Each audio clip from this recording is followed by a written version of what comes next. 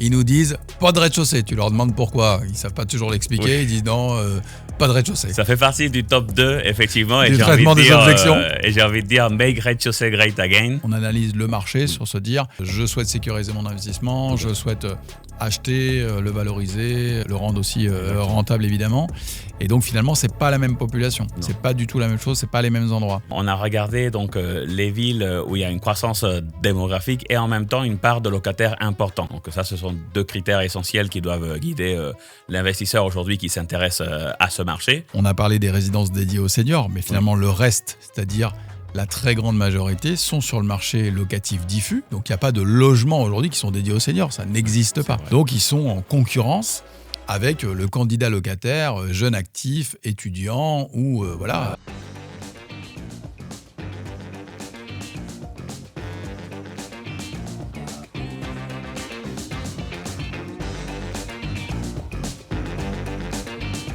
Bonjour à tous, bienvenue dans nos 41 mètres carrés. Bonjour David, ça va ? Bonjour, très bien, merci à toi. Première fois qu'on t'accueille dans nos 41 mètres carrés, je crois bien ? Oui, effectivement, première fois.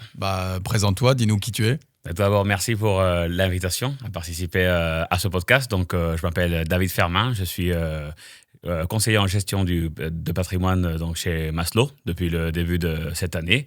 Et auparavant, j'ai travaillé dans l'immobilier locatif en tant que chasseur et conseiller.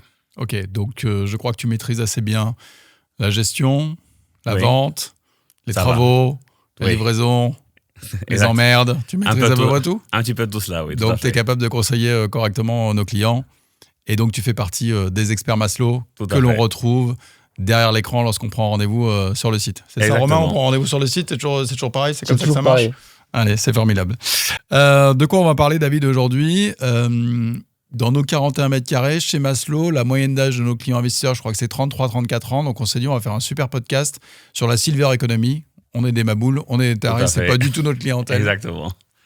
Pourquoi on va faire ça ? Parce que d'ici à 2050, eh bien en fait, un Français sur 3, il aura plus de 60 ans. Donc ça veut dire que ces clients-là, oui, ils achètent, mais ce sont aussi des locataires. Et puis finalement, toi et moi, en 2050, on aura aussi plus de 60 ans. On en fera partie, effectivement, de cette catégorie, tout à fait. Peut-être moi, même avant toi, je pense. Un petit peu. Et en fait, on va regarder ensemble, est-ce que ça a une incidence sur le marché de l'immobilier, sur les conseils qu'on peut apporter à nos clients ? Parce que l'horizon d'investissement, c'est 10-15 ans. Donc finalement, cette population-là, c'est aussi la population qu'on va retrouver dans nos candidats locataires ou nos acquéreurs de demain. Donc on trouvait que c'était intéressant de le voir. Alors, est-ce que toi, tu peux nous dire déjà, revenir sur quelques chiffres, nous présenter un peu ce marché ? C'est quoi les projections démographiques en France ? Les Français vont ressembler à quoi en 2035, en 2050 ? Eh bien, effectivement, c'est quelque chose qu'on entend depuis longtemps. On sait que le taux de régénération de la population a tendance à baisser. On fait moins d'enfants, on vit plus longtemps et du coup, effectivement, ça veut dire que à l'horizon dont tu parles, il y aura un Français sur 3 qui aura plus de 60 ans. Donc un Français sur 3 qui pourrait être un de nos candidats locataires. Donc peut-être, quelle incidence, toi, déjà, tu as identifié sur le marché de l'immobilier, le marché du logement, l'investissement locatif ? Est-ce que le fait d'avoir cette data-là, cette analyse démographique, ça change quelque chose dans toi, ton analyse du marché ? Ben déjà, dans un premier temps, quand on pense à la génération silver ou à des personnes de 60 ans ou plus, on a plutôt tendance à penser à des propriétaires plutôt qu'à des locataires. Donc, la première chose, c'est de s'interroger. Quelle est cette personne de plus de 60 ans qui est locataire et quels sont ses besoins, quelles sont ses habitudes pour qu'on puisse effectivement s'adapter au plus à tout cela. Ouais. On regardait, je crois, une stat hier quand on a préparé un peu ce podcast, c'était de dire qu'il y a 18 millions de célibataires en France. Oui. Et donc, on disait tous les deux, bah oui, c'est les jeunes, et puis après, tu te maries, tu divorces à 45 piges, et puis voilà. Et finalement, on a vu que la part de célibataires, la plus importante, 27%, je crois, c'était les plus de 59 ans. Oui, exactement. C'est vrai que... on le sait, on divorce de plus en plus et on divorce de plus en plus aussi quand on a plus de 50 voire 60 ans.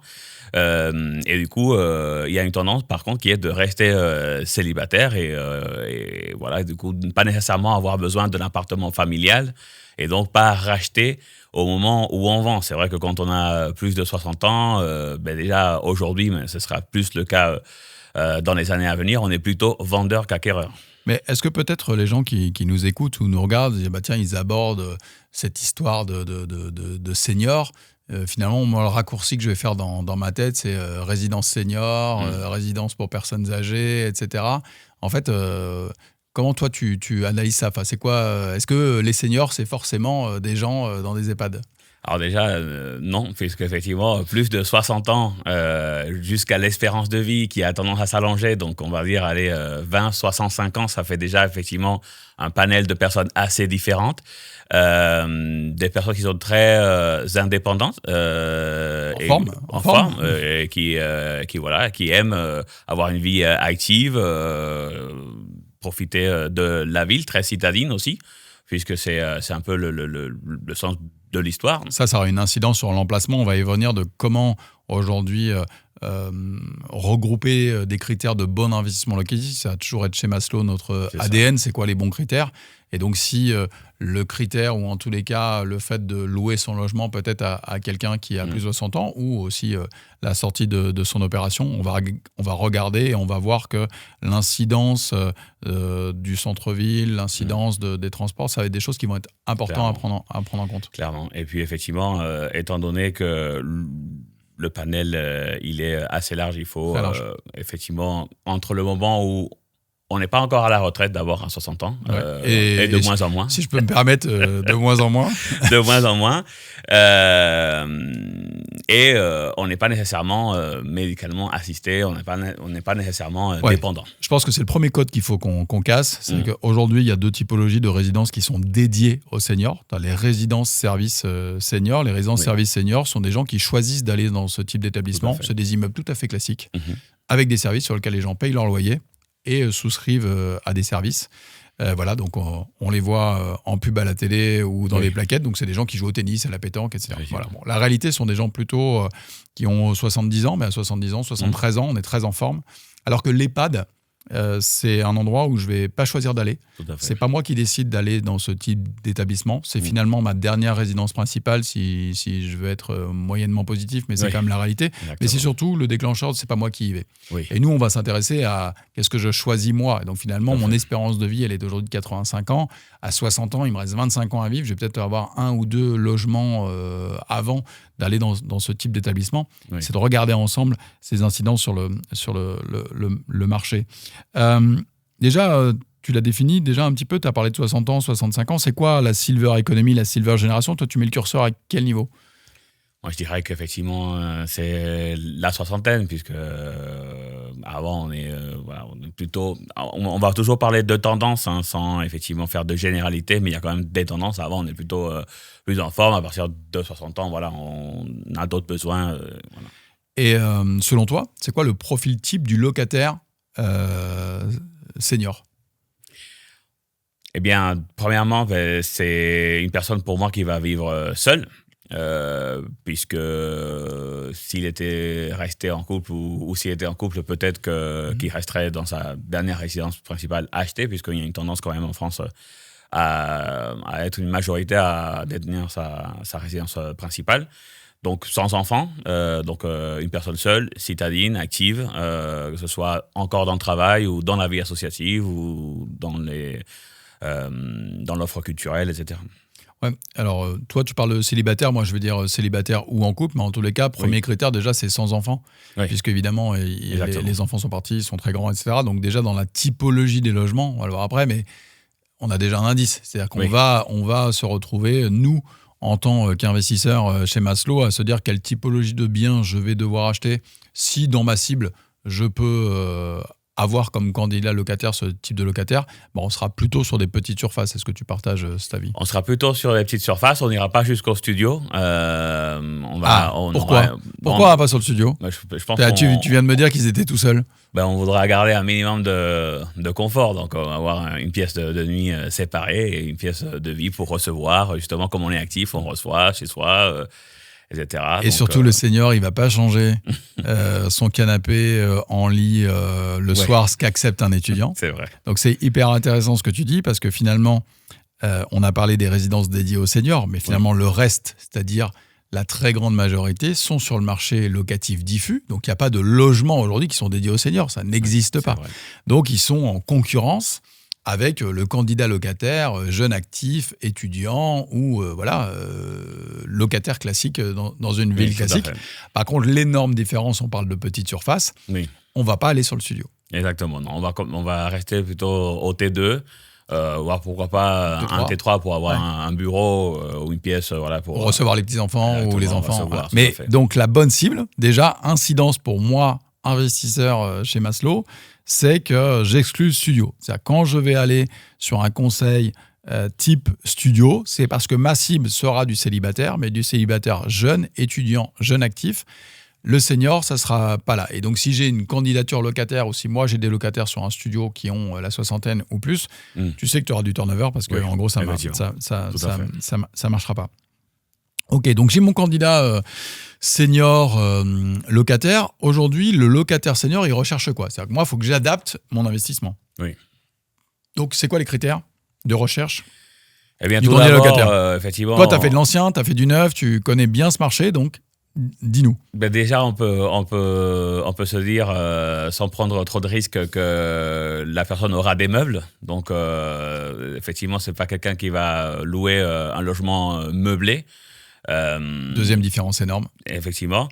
Je pense qu'il y a des besoins qu'on retrouve un peu partout, mais peut-être particulièrement de confort, donc d'appartements qui respectent des normes relativement récentes, déjà en termes de DPE, de confort thermique, aussi pour des baisser questions ma de facture budget, énergétique. Pour des questions de budget, clairement. Il va y avoir un critère d'accessibilité parce que même si, de manière générale, on est en très bonne forme, on aura quand même plus tendance à retrouver des personnes soit à mobilité réduite ou en tout cas qui ne voudront pas monter des courses au 5e étage. Donc ascenseur et pourquoi pas donc rez-de-chaussée aussi, sans marche intermédiaire. Attends David, moi à chaque fois qu'on fait des entretiens avec des candidats investisseurs, ils nous disent pas de rez-de-chaussée. Tu leur demandes pourquoi, ils ne savent pas toujours l'expliquer, Ils disent non... pas de rez-de-chaussée. Ça fait partie du top 2, effectivement. Du traitement des objections. Et j'ai envie de dire, make rez-de-chaussée great again. Ouais. Parce qu'effectivement, ça va clairement être un besoin, puisque l'ascenseur, il ne marche pas 365 jours par an. Il y a quand même des fois où il ne va pas marcher. Après, le rez-de-chaussée, pourquoi ? La plupart du temps, on pense sécurité.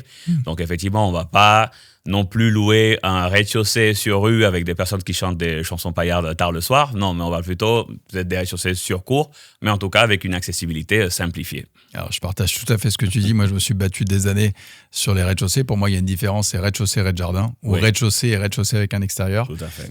Et la meilleure preuve, c'est que les rez-de-chaussée avec extérieur ou les rez-de-jardin sont les premiers logements que l'on loue. Oui. Voilà, nous, on fait beaucoup de neufs, j'ai fait beaucoup de neufs. Et à la livraison, les logements qui sont les plus demandés par les locataires, tu as ton morceau de jardin ou ton extérieur. On peut penser enfant en bas âge si on était de l'autre côté de la courbe. Oui. On peut évoquer animal de compagnie. Oui. Voilà, j'ouvre ma fenêtre pour le chat. C'est pas la même chose que j'ouvre ma fenêtre au 3e étage. Voilà. Donc les rez-de-jardin, les rez-de-chaussée, c'est des choses qui sont valorisées dans la location, à la location. Alors que sur le prix, est-ce qu'ils sont valorisés, ces biens-là ? Eh bien, c'est là où c'est intéressant pour un investisseur, parce que quand on fait de l'investissement locatif, qu'est-ce qu'on cherche ? Acheter le moins cher, louer le plus correctement possible. Donc effectivement, là, on est clairement dans la cible d'un logement qui va être recherché, où il va y avoir une tension. On va l'acheter moins cher, mais il va se valoriser dans les mêmes proportions que les étages, même s'il sera revendu aussi peut-être moins cher. C'est-à-dire que tu as un écart de prix, et tu peux avoir un écart de prix, je sais pas moi, de 20-30 000 euros entre le rez-de-chaussée et le dernier étage. Oui. Mais si la ville, si le prix mètre carré augmente, ton rez-de-jardin, il va se valoriser de la même façon. Exactement. Voilà. Quand ça se tend, est-ce que c'est aussi vrai ? Quand ça se tend, ça a tendance, comme du coup... tu l'as payé moins cher. Oui, effectivement, on paye moins cher, mais quand le marché il est très actif, l'écart a tendance à se réduire. À diminuer. Ouais, donc c'est une bonne opportunité. C'est vrai qu'aujourd'hui, dans les immeubles, dans les copros, quand il y a plusieurs appartements de même typologie, il y a une surcote à l'étage, généralement quand on est en ville parce que l'ensoleillement est le meilleur, etc. Oui, tout à fait. Voilà, moi je dis toujours l'ensoleillement c'est l'exposition. Regardons ce que je vois de ma fenêtre, c'est-à-dire effectivement entre un rez-de-chaussée ou un rez-de-jardin rue, bruyant ou un rez-de-chaussée, rez-de-jardin, côté cour, etc. C'est pas la même chose. Exactement. Et nous, en tant qu'investisseurs, c'est des choses qui nous intéressent parce que c'est un peu une anomalie dans la copro où ta valeur locative, il n'y a pas un écart de 200 € entre un T3 au rez-de-chaussée et un T3 au troisième étage. Donc nous ça nous intéresse. Donc tu nous as parlé de critères d'accessibilité, de DPE pour baisser la facture énergétique de l'occupant en général pour qu'il soit là longtemps. Après, est-ce qu'aujourd'hui, j'investis en première couronne, en deuxième couronne? Est-ce que finalement, moi, je ne serais pas mieux à la campagne? Je suis investisseur. Est-ce que ça veut dire qu'il faut que j'aille sur des villes moyennes, en banlieue? C'est quoi les demandes aujourd'hui? Alors là aussi, c'est vrai qu'en préparant ce podcast, j'ai été particulièrement surpris de voir que ce n'est pas nécessairement les villes au soleil qui sont privilégiées. Ça, c'est vrai pour les propriétaires. Ça, c'est vrai pour les propriétaires, effectivement. Ouais. Tandis que pour les locataires, ce qu'on voit, c'est peut-être une tendance à rester proche de la famille qui, elle, est active. Donc plutôt en ville ou en première couronne. Plutôt, je dirais, effectivement, des villes dynamiques. Quoi. Ouais, c'est vrai que ce podcast, il est orienté. Qu'est-ce que j'achète moi comme logement avec une possibilité de candidat locataire senior? Pas c'est quoi le marché du senior aujourd'hui de l'achat? Évidemment, l'achat, on voit une courbe démographique qui s'en va vers l'ouest, qui s'en va vers le sud, des gens qui vendent leurs biens généralement pour aller au soleil, passer les 20 dernières heures de leur vie au soleil. Nous, on analyse le marché sur se dire je souhaite sécuriser mon investissement, je souhaite acheter, le valoriser, le rendre aussi rentable évidemment. Et donc finalement, c'est pas la même population. Non. C'est pas du tout la même chose, c'est pas les mêmes endroits. Peut-être, mais ça c'est une réflexion. Peut-être ça coïncide, tout à fait. Ouais, peut-être c'est vrai, mais on est quand même sur des services, des transports, la facilité de se déplacer rapidement. Donc on reste sur les zones qu'on a tendance à conseiller souvent, qui sont les zones tendues. C'est la bonne nouvelle, c'est que ce sont justement les critères qui font la valorisation du foncier que l'on va retrouver pour effectivement louer. Donc ça peut être les mêmes zones, mais c'est pas les mêmes typologies de logements. Donc c'est T2, pas studio déjà, ou T3. C'est nu, pas meublé. Tout à fait. D'accord, donc voilà, c'est quand même deux différences majeures. Par contre, la proximité des écoles, on s'en fout, mais la proximité des commerces et des services, ça c'est indispensable. Effectivement, quand on est à la retraite, puisqu'une partie effectivement des Silver le sont, on a une activité peut-être associative soutenue, on va au théâtre, on va à des événements culturels, donc il faut que tout cela... On garde les petits-enfants. On garde les petits-enfants aussi, mais effectivement, il faut que tout ça on puisse retrouver. Tu parlais de la mobilité, ça c'est un sujet. On sait qu'on aura des villes avec de moins en moins de voitures, donc une offre de transport adaptée et accessible, c'est important. Est-ce qu'il y a des villes que tu as identifiées? Je crois que tu as bossé aussi avec Florence sur des typologies de villes tendues sur lesquelles on a remarqué des parts de locataires comme ça aussi importante. Est-ce que tu as des exemples à nous donner? Alors c'est vrai qu'on a regardé donc les villes où il y a une croissance démographique et en même temps une part de locataires importants. Donc ça, ce sont deux critères essentiels qui doivent guider l'investisseur aujourd'hui qui s'intéresse à ce marché. Et on retrouve, on va dire, dans le top 3, du coup, on a Grenoble, pas très loin de là où nous sommes, qui est aussi... J'ai vu un classement, la ville la plus adaptée à des personnes à mobilité réduite. Donc, on a un peu cette convergence d'accessibilité et aussi donc, de marché très intéressant pour cette génération-là. On va trouver, si on prend le top 5, on a donc... le département 33 qui est bien représenté avec Mérignac et Villeneuve-d'Ornon. C'est rigolo parce que c'est les mêmes, c'est des villes qu'on a déjà sorties sur d'autres études, sur l'étudiant, etc. Donc c'est rigolo de voir que en fait un marché porteur, c'est un marché porteur, quoi. Ça c'est vrai. Et donc tu as un marché porteur très bien desservi en transport, où il y a beaucoup d'écoles, de facs, etc. Donc tu peux y aller les yeux fermés sur ton studio où tu auras des dizaines de demandes, pour pas dire plus, par rapport à... Donc, tu choisis ton locataire, tu remplaces ton locataire facilement, etc. Alors que tu es sur une cible 18-25 ans, et tu as la même ville, elle a des critères d'accessibilité qui est très forte. elle est bien desservie, elle est au bon endroit, il y a une courbe démographique positive, il y a des locataires, et finalement, elle est aussi adaptée aux seniors, sauf que nous, on va changer le conseil sur la surface. Donc, je trouve ça amusant, et ça prouve aussi que ces candidats, on dit toujours l'étudiant n'a pas de marché dédié. En fait, le senior n'a pas de marché dédié non plus. Il est sur le marché, en fait. Clairement. Voilà. Et nous, notre job, c'est d'analyser le marché pour conseiller nos clients. Quoi. Clairement. Peut-être la seule ville qu'on... on va pas aller sur les jeunes où on aurait pu, non, mais où on aurait pu deviner, oui, ça, je vois bien pour les anciens, c'est Thonon-les-Bains, qui arrive à la 5e position du classement. Là, il y a les thermes, il y a le lac, il y a la montagne. Bien-être, tranquillité. Là, ils sont peinards. Là. Exactement, là, on y est.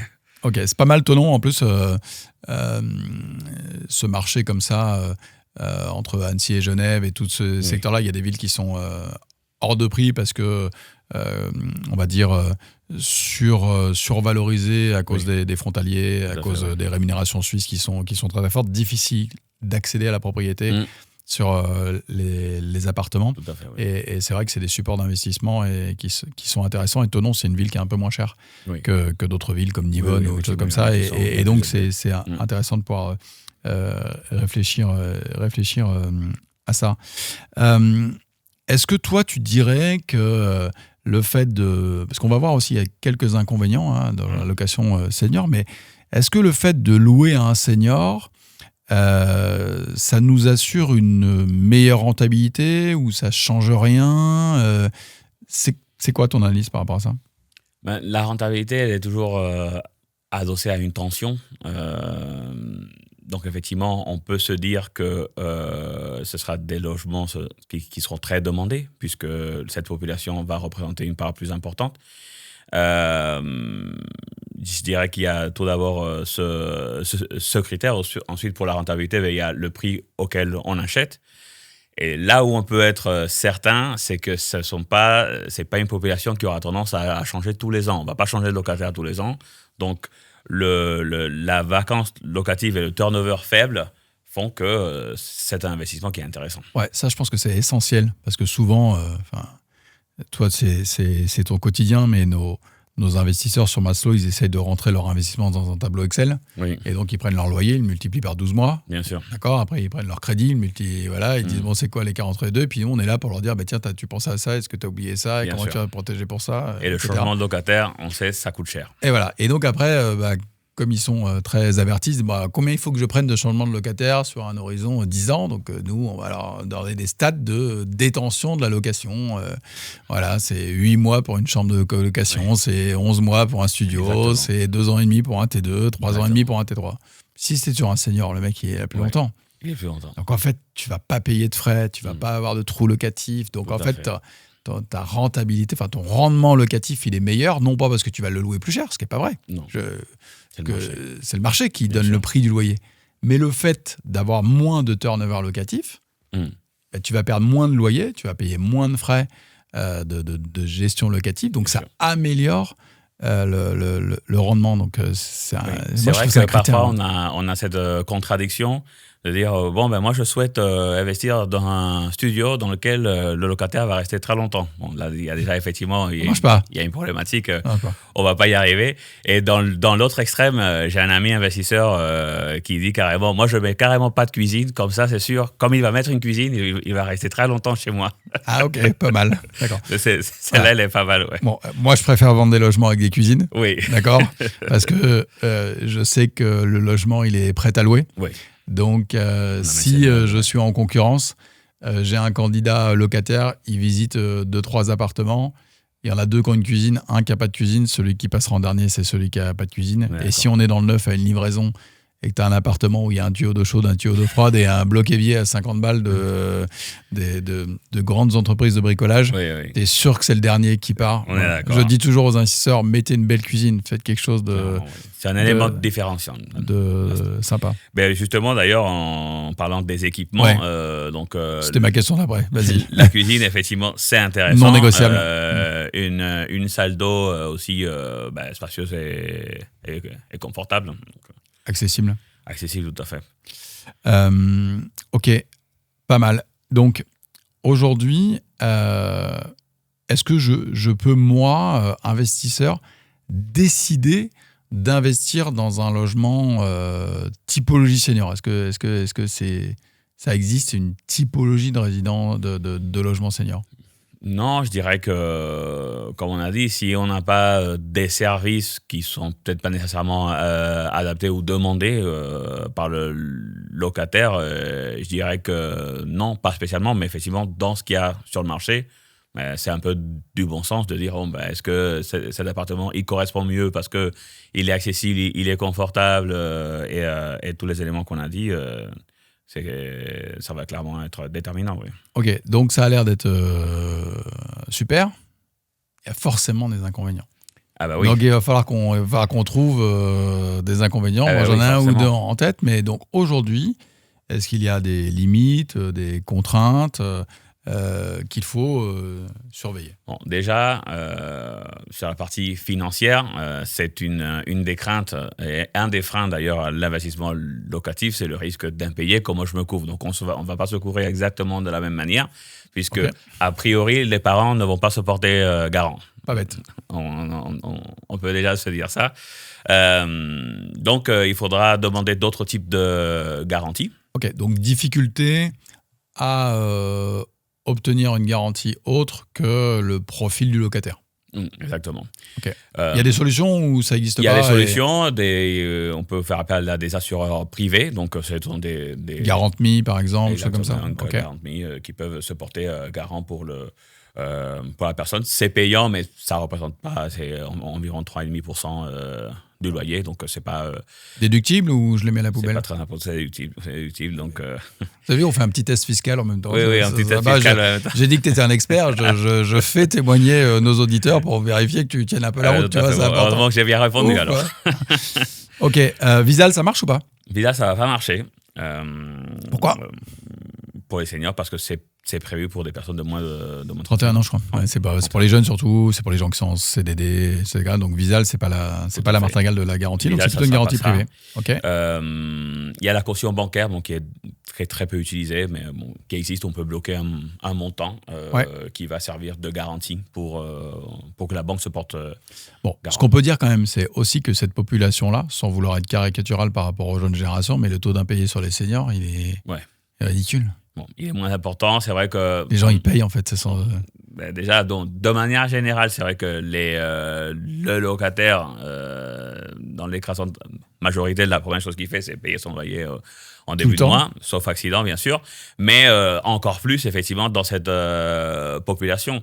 On peut parler aussi des revenus qui sont plutôt stables, parce qu'une personne qui part à la retraite, ses revenus, on sait qu'il aura ses revenus par mois. Son montant de loyer, il est déterminé, c'est son budget, etc. Du moment où c'est dans son budget, effectivement... et moi, il y a un truc aussi que tu n'as pas dit, mais il y a moins de dégradation, en fait. Ils prennent soin de chez eux un petit peu plus. Ils viennent avec leurs meubles, c'est leur mobilier, ils vont être là pour longtemps, c'est leur résidence principale.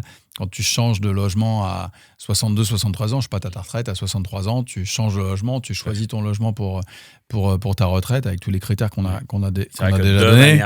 De manière générale, tu es quand même aussi ça. Donc là aussi, l'investissement dans ton logement, il peut être plus faible. Ok, donc là, on va avoir tous nos haters qui vont nous mettre des petits commentaires. Parce que aujourd'hui, une personne qui a plus de 65 ans, c'est ce qu'on appelle un locataire protégé. Oui. Donc, est-ce que tu peux nous expliquer ce que c'est qu'un locataire protégé? Et donc, du coup, est-ce que c'est la catastrophe et comment on analyse, nous, ça? Alors, l'un des critères aussi très importants quand on a parlé de tension locative, de visibilité sur l'investissement, un des thèmes qui revient, c'est la revente. Bien sûr. Et effectivement, on ne revend pas de la même manière un locataire qui est protégé de plus de 65 ans. C'est pas juste envoyer une lettre de congé 6 mois avant, 6 mois avant et ce sera réglé. Il faudra regarder, effectivement, proposer un logement équivalent, à prix équivalent dans le même secteur. Alors, s'il le demande, hein. C'est-à-dire qu'aujourd'hui, tu as un locataire qui a 66 ans, tu souhaites, toi, revendre ton bien. 6 mois avant la fin du bail, tu envoies un courrier, un congé pour vendre. Et si le locataire est un locataire, on va dire, typologie normale, il dit, ok, il peut très bien se remettre à rechercher un logement tout seul. S'il ne le fait pas, ou ne souhaite pas le faire, il est protégé, contrairement à un type qui a 35 piges, qui lui, si on lui dit de partir le 18 décembre, il faudra qu'il soit parti le 18 décembre. Donc quand tu es locataire protégé, si le locataire, parce qu'il y a quand même déjà beaucoup de locataires, qu'on t'envoie un congé avec quelqu'un qui a 66 ans, il peut partir, etc. Après, il peut se protéger en disant, mais non, moi je suis un locataire protégé, c'est compliqué pour moi, etc. Donc là, l'obligation du propriétaire, c'est de pouvoir proposer un logement équivalent. Donc mon locataire me loue un T3, dans le 3e arrondissement de Lyon, eh ben je vais devoir lui proposer des annonces équivalentes, T3. Au même prix, dans le même secteur. Donc comment on fait pour aider les clients investisseurs? Ça peut faire peur, ça. Effectivement, après, la solution, les solutions existent. On peut effectivement aider à chercher effectivement sur le parc locatif ce qui existe d'équivalent pour pouvoir y arriver. Mais il faut savoir que les propriétaires aussi peuvent être protégés, parce que les propriétaires aussi peuvent avoir des baisses de revenus ou avoir des revenus faibles et peuvent aussi être protégés s'ils ont plus de 65 ans. Donc, à certains moments aussi, le propriétaire... en tout cas, sa protection sera prioritaire par rapport à celle de locataire, dans certains cas. Nous, dans les solutions aussi que l'on propose chez Maslow, quand on va proposer un investissement immobilier, on va accompagner, on va proposer aux candidats investisseurs l'accompagnement via un professionnel, un administrateur de biens. Tout à fait. Et donc, en fait, l'administrateur de biens, il a aussi un rôle énorme à jouer. Parce que généralement, l'administrateur de biens, il gère des copropriétés entières ou plusieurs logements dans une copro. Et donc, le fait de dire... Bah tiens, j'ai donné congé à un locataire qui a un T3 dans cette résidence hier. Si ton administrateur de biens, il gère d'autres logements, bah, le prochain dédit de T3 qu'il a dans la même résidence, il va pouvoir le proposer à ce candidat locataire. Donc, la valeur ajoutée de la délégation de gestion, souvent, alors, est-ce qu'il faut que je loue moi-même ou est-ce qu'il faut que je passe par un gestionnaire? Tu dois avoir la question tous les jours impairs, on va dire. Combien ça coûte bah, tu as aussi ça. C'est de se dire que si je me retrouve dans cette situation-là, c'est un peu comme l'autre côté de la pile. J'ai un logement étudiant, je pars en vacances, pas de bol, le mec m'envoie son dédit le 17 juillet, moi le 17 août je serai en vacances, faut que je m'en occupe, je suis à la plage. Exactement. La gestion déléguée évite ça. Bah, sur les seniors, c'est pareil. Que si je me retrouve dans une situation de blocage, qui peut être le cas, locataire protégé qui ne veut pas quitter le logement parce qu'il a plus de 65 ans, le fait de passer par un administrateur de biens qui va gérer plusieurs biens dans la résidence. Et si jamais ce n'est pas le cas, se renseigner auprès du syndic également. Donc, il y a des solutions. Ce n'est pas un point bloquant. Et puis, finalement, c'est un congé 6 mois avant le départ. Donc, on a 6 mois pour réagir. Donc, il ne faut pas que ce soit un red flag total sur le sujet. Sachant que quand on investit, on veut avoir un locataire le plus longtemps possible aussi. Donc on se retrouve d'ailleurs plutôt dans la situation où c'est le dédit du locataire avec le propriétaire qui dit bonjour, je veux vendre. Et au bout de, 2 mois, 3 mois, il dit vous n'avez pas encore vendu. Attends 2 secondes, l'ami, on va. D'accord, finalement, on voit beaucoup de gens qui repartent en location parce qu'ils n'ont pas anticipé la revente. En fait, c'est toujours pareil. C'est ton projet de vie, ta ligne de vie patrimoniale, combien de temps je vais garder mon logement. Peut-être qu'au bout de 10-12 ans, j'envisagerai une revente. Je l'anticipe et donc je suis prêt à... L'intérêt d'un suivi régulier, effectivement, avec son conseiller, mais aussi avec son gestionnaire pour anticiper tout cela et effectivement faire les choses dans les bonnes dates. Bon, si je fais un petit résumé, David, on arrive un peu au bout de cet éclairage sur le marché du senior. Donc finalement, on a des locataires qui sont solvables, qui sont stables. Tout à fait. On sait qu'on va être sur finalement les mêmes marchés que les autres marchés, parce que marché dynamique, proximité des transports, facilité de ce... Voilà. Ça, c'est des critères qui sont un peu... Voilà, on a un score Maslow, je le rappelle, qui identifie dans son score la proximité des commerces, des transports. Donc ça, c'est des choses qui sont importantes. Critères de logement, là, par contre, attention, c'est différent. Donc on sait que le studio n'est pas adapté. Tout à fait. Il nous faut des DPE performants parce qu'il faut que l'énergie soit maîtrisée dans le budget également. Logement accessible. Oui. On a peut-être une petite opportunité sur les rez-de-chaussée qui peuvent être... ça a l'air de te plaire, ça. Exactement. C'est ton petit tips, la revanche du rez-de-chaussée. Donc ça, c'est important. Solvabilité, moins de turnover, donc meilleur rendement. Bémol, sur garantie, par rapport Oui. au revenu de la personne. Et locataire protégé égale vigilance, pas impossibilité. Vigilance, on le sait. Et donc, on ne reste pas passif. C'est pas j'envoie une lettre recommandée, c'est réglé dans 6 mois. J'ai peut-être des actions à mener. Ok, donc toi, est-ce que tu conseilles ou tu déconseilles finalement? Eh bien, ça va dépendre effectivement de chacun parce que il y a toujours des avantages et des inconvénients forcément. Donc, il reste plus longtemps, mais c'est du nu. Donc, effectivement, il y a une incidence fiscale qu'il faudra que l'on regarde. La fiscalité aujourd'hui, elle n'est pas En tout cas, celle adaptée. d'aujourd'hui, elle est moins avantageuse. Donc, Croisons les doigts sur le bailleur privé, mon cher. Croisons les doigts sur le bailleur privé. Sur le turnover coûte cher, mais le turnover a un avantage, c'est qu'il permet d'étaler ces petits travaux dans le temps. Ah, t'as raison. Effectivement, parce qu'on voit le logement plus régulièrement, donc on peut faire des petites réparations, tandis que si quelqu'un reste 10 ans. 10, 15, 20, même si c'est quelqu'un soigneux, déjà, on n'est pas sûr, on n'est jamais chez les gens, hein, mais effectivement, peut-être des travaux plus importants d'un coup. Ça peut être une différence. Mais en tout cas, si on veut aller sur un marché périn où les chiffres sont en constante croissance avec ceux des étudiants, mais effectivement, c'est intéressant. De toute façon, là où les villes ont une courbe démographique, on gagne des habitants, où le pourcentage de personnes de plus de 65 ans, le pourcentage de locataires, vu que la courbe démographique, elle ne fait qu'augmenter, là, on est sur des certitudes. Des certitudes de marché. Là, c'est un no-brainer. Et un truc qu'on n'a pas parlé, c'est comme pour les étudiants, il y a le droit à chaque fois sur la colocation. Donc finalement, la colocation intergénérationnelle, les vieux qui vivent avec les jeunes, tout ça. T'en penses quoi? Je pense que c'est intéressant. D'ailleurs, en faisant des recherches, j'ai vu que c'est un concept qui existe depuis assez longtemps, qui a commencé à être évoqué dans les pays scandinaves dans les années 70. Mais c'est intéressant. Aujourd'hui, ça reste niche parce que, encore une fois, on retrouve ce qu'on disait. Donc, est-ce que c'est choisi ou subi? Il y a une partie qui est plutôt subie. On est isolé.